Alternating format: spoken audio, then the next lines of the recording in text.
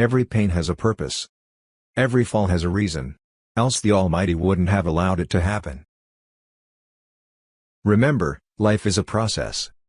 Each part of it is necessary to reach your next milestone. Shortcuts won't work.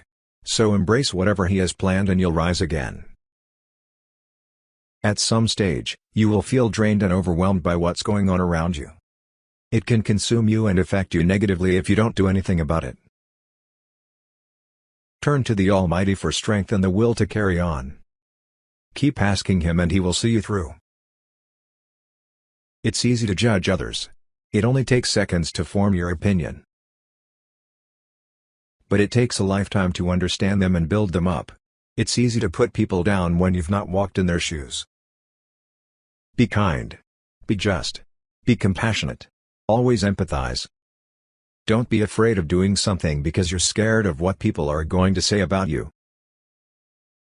People will judge you no matter what. That's just the way life is. Keep doing your thing and ignore the voices of dissent. You only have to please the Almighty and no one else.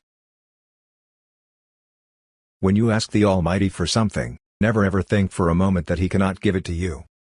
Have firm faith in Him that He will do what's best. He can turn your most hopeless, impossible situations to reality. All you need is a sincere call and utmost patience. We have become experts in diagnosing other people's problems. We know everything about everyone, mainly because of social media. But we tend to pay little or no attention to ourselves. If we'd only focus on improving ourselves a bit more, the world would be a much better place. Some think money is everything. It's not. Your connection with the one who made you is more important than all the wealth in the world. Your wealth, status and power should never make you feel arrogant.